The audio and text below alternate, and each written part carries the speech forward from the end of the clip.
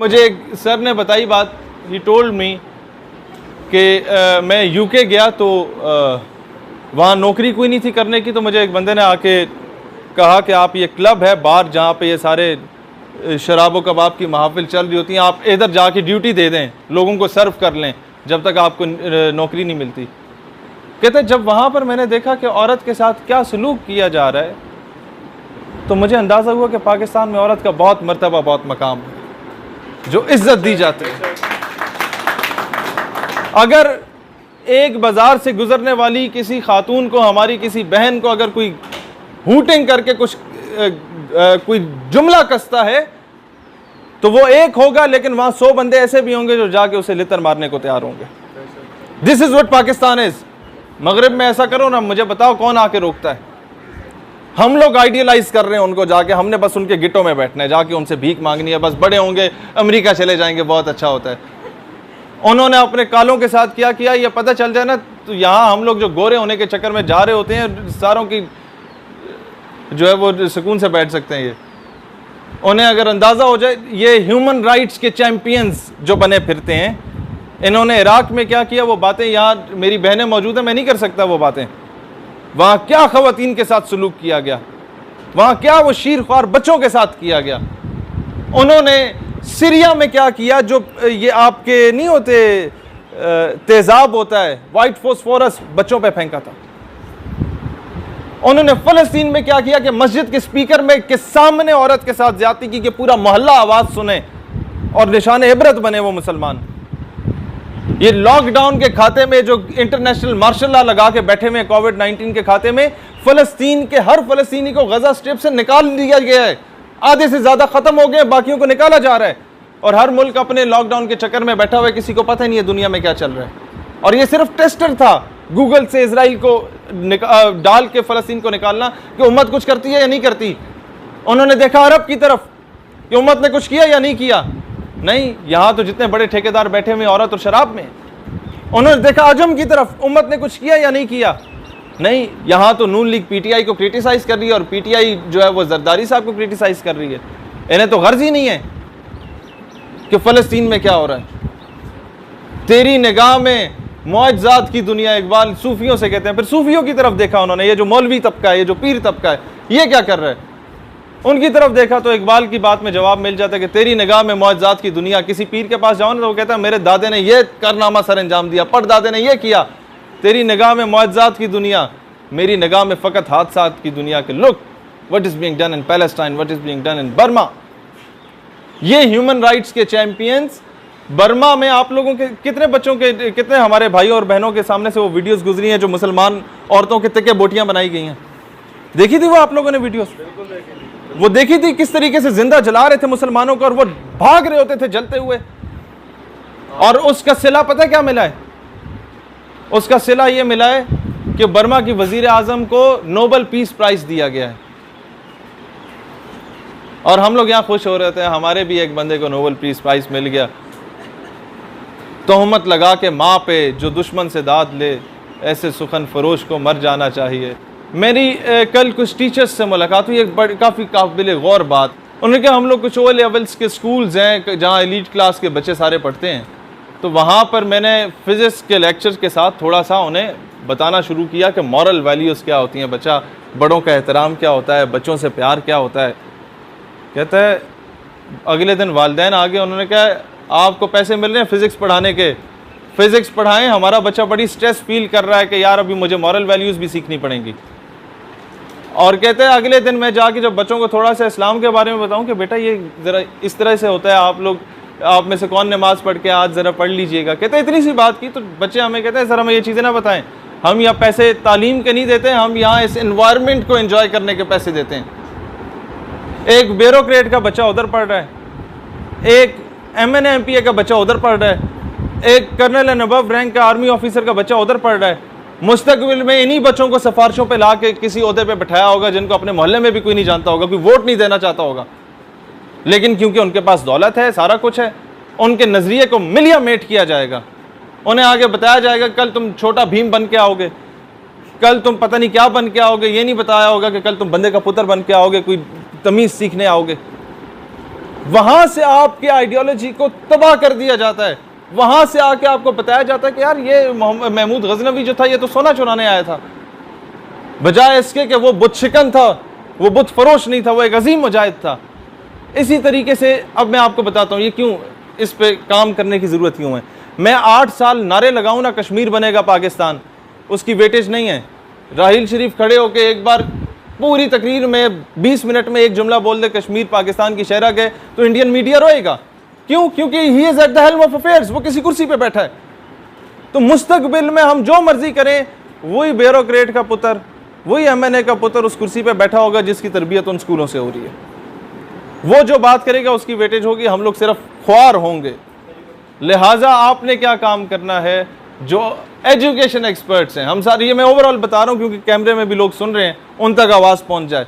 वो OA levels के ही system में इनके स्कूलों के मुकाबले का कोई स्कूलिंग का सिस्टम ले आएँ जहाँ पर बच्चे को दीनी तालीम और दुनियावी तालीम दोनों इकट्ठी दी जा सकें, जहाँ पर बच्चे को अप्रिशिएट किया जाए, बेटा तुम अगर FSC कर रहे हो और उसके साथ हिफ्स कर रहे हो तो तुम्हारी फीस में हम लोग एजाजी तौर पे 20% कंसेशन कर रहे हैं। तुर्की में किस तरीके से इनकलाब तैयब अर्दगान ला रहा है, जब तुर्की में बिल्कुल वेस्टर्नाइज्ड कल्चर आ गया था, तैयब अर्दगान ने जाके कहा यार अभी अगर मैंने सारों को बोलूँ ना कि बुर्का करके आ जाओ तो वो नहीं करेंगी, वो बगावत आ जाएगी, क्योंकि कल्चर अडॉप्ट कर लिया गया था। उसने पता क्या किया, उसने अपनी बेगम को हर जलसे में लेके जाना शुरू कर दिया। जहाँ कौम से खिताब करो उसने वो दुपट्टा किया हुआ होता है, तो कौम की जो ख़वातीन है वो कहती हैं यार सबसे अमीर कबीर आदमी तो ये है, उसकी बेगम ये है, सबसे बड़े महल में ये रहती है, इसने दुपट्टा कर दी है, ऐसे मौत नहीं पड़ी तो हमें भी नहीं पड़ेगी। वो लोगों ने आइडियलाइज करना शुरू कर दिया। फिर वो मस्जिद के बाहर गाड़ी लेके खड़ा हो जाते थे तुर्की के लोग और उसमें चॉकलेट्स लगा देते थे कि किसी बहाने बच्चे आके नमाज पढ़ लेंगे, बाहर निकलेंगे तो वो चॉकलेट भी ले लेंगे। और फिर जो हिफ्स बहुत जल्दी कर लेता था उस बच्चे को उम्रे पे भेज देना, कोई जल्दी कुरान पाक ख़त्म कर लेता था, कंप्लीट कर लेता था तो उसको जनाब साइकिल गिफ्ट कर लेना। किसी के घर में ज़्यादा बच्चे हिफ्स कर लें तो उन्हें एजाजी तौर पे वालिदैन के साथ हज पे भेज देना। ये होती है तब्दीली। तुर्की में जो पाकिस्तानी है वो गए और उन्होंने मुझे बताया कि जब मैंने मस्जिद में सजदे में गया तो पीछे बच्चों के खेलने की आवाज़ें आ रही थी मस्जिद में, मुझे अंदाज़ा हो गया कि तुर्की वालों ने अपने आने वाली नस्ल को बचा दिया। यहाँ पर आप मस्जिद में जाते हैं तो मौलवी साहब नाराज़ होते हैं कि जी बच्चों को ना लाया करें, शोर मचाते हैं। भाई हुजूर अलैहिस्सलाम इमाम हुसैन को अपने कंधों पे बिठा के लाया करते थे। उस बात को आइडियलाइज करें, क्या मकसद था उन्हें लाने का बचपन में, ये दुनिया को बताना कि तरबियत यहाँ से शुरू होती है, तरबियत माँ की गोद से शुरू होती है from the very first day. हम लोग आज बच्चों को स्कूलों में भेज के बरी ज़िम्मा हो जाते हैं कि बस वो टीचर पढ़ा देगा, वालिदैन बरी ज़िम्मा और टीचर को पैसों से गर्ज होती है। मेजॉरिटी बहुत अच्छे टीचर्स भी हैं लेकिन अक्सरियत को इस तरह। हाँ, राइटर्स क्या कर सकते हैं? सबसे पहले तो मैं एक बात बताऊं, जिस दिन असद खुदा ना खास्ता फौत होगा ना, आप लोग फेसबुक की DP भी लगा देंगे, बड़ा अच्छा आदमी था, बड़ा नेक आदमी था, हाइकिंग पे लेके जाया करता था। लेकिन जब ये जिंदा है तो किसी को कदर नहीं है कि यंगेस्ट राइटर है जिसने 6 किताबें लिखी हैं, किसी को कदर नहीं है। उसकी वजह क्या है कि आज तक असद को किसी ने नहीं आगे कहा होगा कि यार इस टॉपिक पे भी अगर लिख दो तो इससे कौम का भला हो जाएगा। समझ लें आप इस चीज़ को, इनसे काम लें, इनके टैलेंट को यूटिलाइज करें। आज मैं आपके सामने इनसे रिक्वेस्ट करता हूं कि निसाब तालीम में जो अमेंडमेंट्स हम लोग करना चाह रहे हैं, हम लोग सारे सती साहब जो हम सारे भाई मिलकर कैंपेन चला रहे थे, Asad is a good writer, ये अच्छी रिसर्च करके उस चीज़ पे बता सकते हैं कि किस किस क्लास में कौन कौन सा टॉपिक, कौन सी क्लास में सलाउद्दीन अय्यूबी को एडअप किया जा सकता है, कौन सी क्लास में नूरुद्दीन जंगी को एडअप किया जा सकता है। वो जाके हम गवर्नमेंट के सामने रखेंगे, इसे माने, वो नहीं मानते तो डी चौक पे जाके इंशाअल्लाह ताला बैठेंगे, उस चीज़ को इम्प्लीमेंट करा के आएंगे। फिर आपके DC साहब अभी मेरे ख्याल आ चुके होंगे, वो DC साहब उधर बैठेंगे, हमसे पूछेंगे कि क्या आपके मुतालबात हैं, 14-15 मुतालबे सामने रखेंगे, ज़्यादा नहीं तो 2-4 तो माने जाएंगे, ना होने से तो बेहतर है। ये आप अपना रोल प्ले कर सकते हैं। हमारी बहनें बैठी हैं, ये अगर पूछें कि जी सर हम क्या किरदार अदा कर सकते हैं, आप रिसर्च करें। पाकिस्तान 2 लख्त हुआ था, किस वजह से हुआ था? 1971 16 दिसंबर ही था ना, क्या हुआ था? अच्छा, वेरी गुड। बांग्लादेश हमसे अलग हुआ, पाकिस्तान 2 हिस्सों में तकसीम हुआ। आपने इस पे रिसर्च करनी है, क्यों हुआ, हम लोगों के क्या कसूर थे, दुश्मन को कैसे हमने मौका दिया। और मजीद जो हमारा दुश्मन अब KPK को पश्तूनिस्तान, पंजाब को पंजाबिस्तान, बलोचिस्तान को आज़ाद बलोचिस्तान और वहाँ सिंधु देश के नारे लगाने की कोशिश कर रहा है, जो काफ़ी हद तक नाकाम हुए, उसको हम लोग मजीद किस तरीके से काउंटर कर सकते हैं। आप लोग पढ़े इंडिया की सेपरेटिस्ट मूवमेंट्स के बारे में, आसाम की मूवमेंट, तेलंगाना की मूवमेंट, तमिलनाडु की मूवमेंट, खालिस्तान की मूवमेंट, जूनागढ़ की मूवमेंट, रियासत हैदराबाद, दक्कन की मूवमेंट। वहाँ के लोग आज़ादी चाहते हैं इंडिया से, वो अलहदा रियासत चाहते हैं।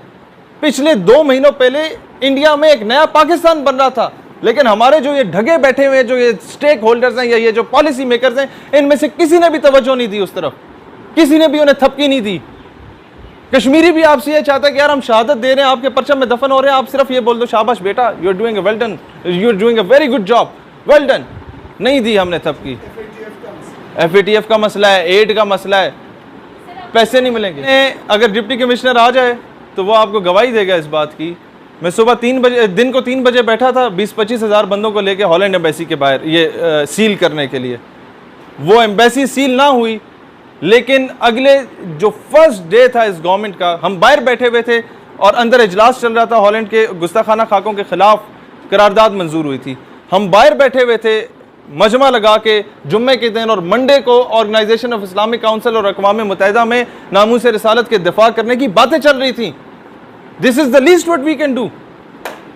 ये वो चीज़ें हैं, सिर्फ नीयत पे डिपेंड करता है कि वो हमारी होनी चाहिए। आज के बाद कम से कम इतना ऐद ज़रूर कर लें, अपने आप से, कौम से ना करें, अल्लाह ताला से ऐद कर लें कि अल्लाह तूने अगर हमें दुनिया में भेजा तो किसी मकसद के लिए भेजा होगा, हम मजलूमों की आवाज़ बनेंगे। हम लोग जितने मॉड स्कॉट क्यों ना हो, हमारे दिल में वो तड़प मौजूद है।